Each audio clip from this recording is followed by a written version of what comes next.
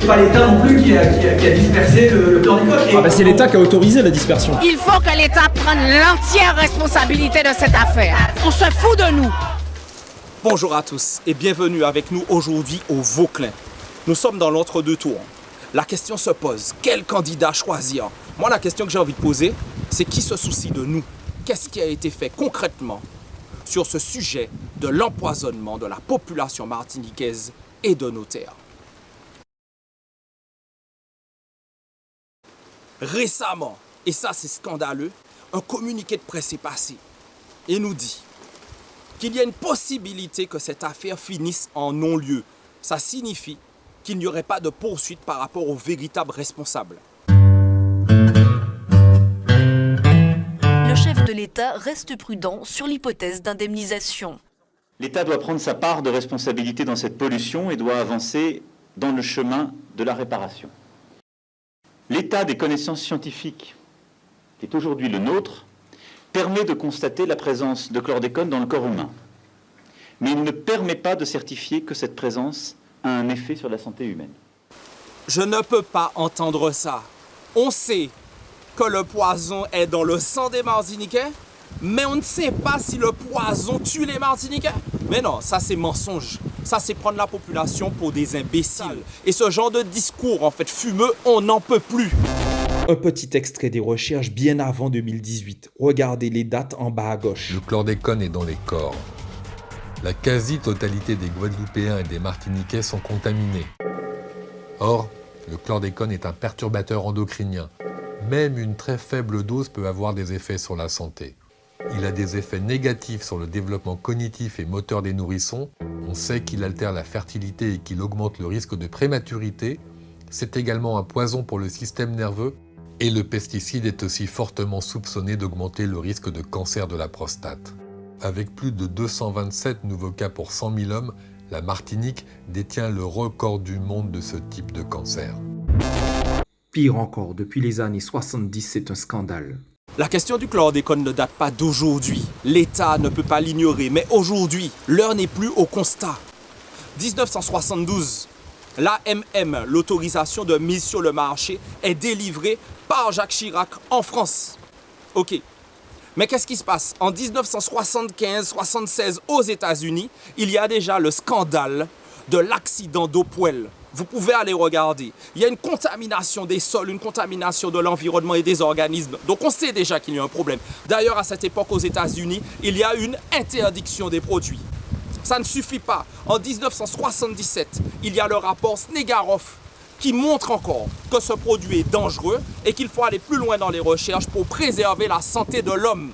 En 1979, l'OMS intervient pour dire que ce produit et ceux en fait du même type sont des cancérogènes possibles pour l'homme et qu'il faut encore aller plus loin dans la recherche. Depuis 1979, on n'aurait pas pu déjà statuer? C'est qu'il y a une volonté de ne pas faire. Mais on poursuit. Il y a en 79-80 le rapport Kermarek qui accentue encore les révélations concernant la dangerosité du chlordécone. Qu'est-ce qu'il nous faut de plus? Pourtant, pendant toute cette période, en France, on continue à l'utiliser. En 1990, le produit est retiré en fait de la vente, c'est-à-dire qu'il n'a plus d'AMM, plus d'autorisation de mise sur le marché. Mais le scandale se poursuit. Pour la Martinique, la Guadeloupe, les Antilles particulièrement, il y a une dérogation. Redire ça, bah, une dérogation qui est accordée. Ça vient de qui? Ça vient déjà des lobbies qui font pression, voilà, pour poursuivre leur activité. Certains vont dire on a des stocks. Alors il est en poison car contaminer nous, mais comme il y a des stocks, on continue à utiliser.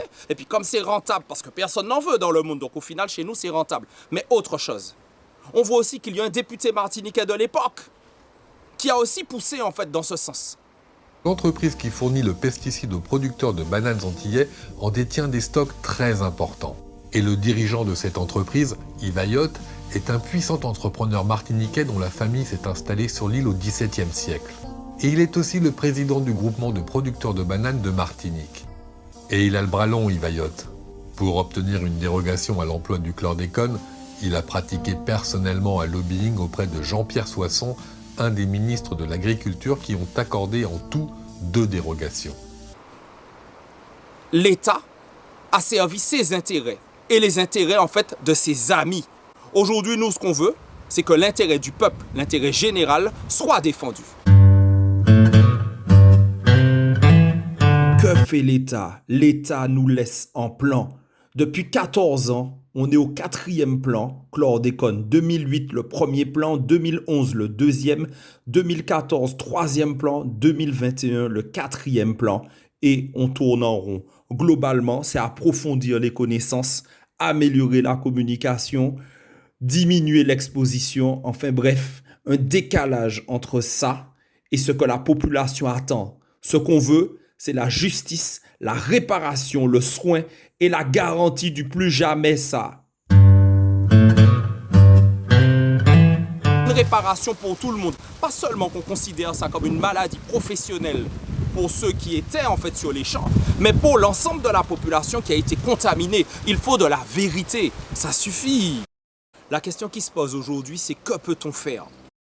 Je vous invite à lire le fascicule de Louis Boutrin et de Raphaël Confiant qui a vraiment éclairé ma vision sur ce sujet. Moi, ce que je dirais, premièrement, évitons toute forme de division entre nous, la population. Ce n'est pas une lutte violente entre nous-mêmes ni contre les béquets. C'est une lutte contre un système, le système des lobbies et le système de désengagement de l'État, de non-prise de leurs responsabilités. Nous devons donc rappeler à l'État, et particulièrement au président Macron, qui cherche des voix. S'il cherche des voix, alors qu'il respecte le peuple et qu'il prenne à cœur la mission qui lui a été confiée. C'est-à-dire, rappeler au ministère donc, de l'Agriculture qu'avant de délivrer en fait des AMM, des autorisations de mise sur le marché, qu'il faut s'assurer que le produit ne va pas contaminer nos sols et ne va pas contaminer la population. Il faut rappeler aussi au ministère de l'Agriculture qu'il faut effectuer des contrôles. Parce que depuis tant d'années, les choses polluent et empoisonnent. Et jusqu'à maintenant, on n'est pas sûr que j'ai l'impression que non, on ne peut plus entendre ces discours-là. Autre chose, il faut assurer, garantir véritablement la potabilité de l'eau, mettre des périmètres de protection.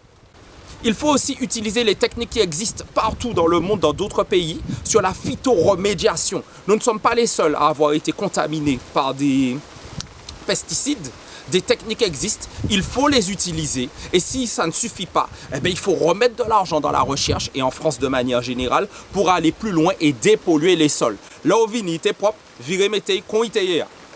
L'autre chose, soigner la population. Il faut que la population soit très au clair, très au fait sur l'impact du chlordécone sur sa santé. On nous parle que du cancer de la prostate, mais ça voudrait dire que les femmes n'ont pas à s'inquiéter, que les plus jeunes n'ont pas à s'inquiéter. C'est faux. Parce que nombre d'études comme celle de Harvard et d'ailleurs montrent bien qu'il peut y avoir des liens sur la maladie d'Alzheimer, de Parkinson et encore d'autres choses. On veut toute la vérité et on veut une réparation concrète. 5 ans de mandat et rien n'a été fait. On ne veut plus de blagues.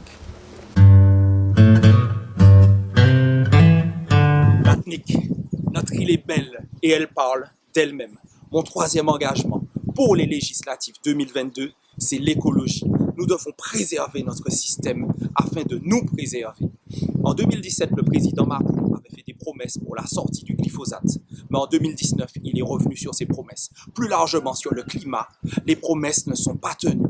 Et nous déclinons petit à petit vers un monde que nous ne voulons pas. Qu'allons-nous laisser à nos enfants ? Qu'adviendra-t-il pour les générations à venir? Nous devons nous réveiller maintenant. On a besoin de guerriers et de guerrières qui se mobilisent. Et si je souhaite être député, c'est pour porter en fait votre combat.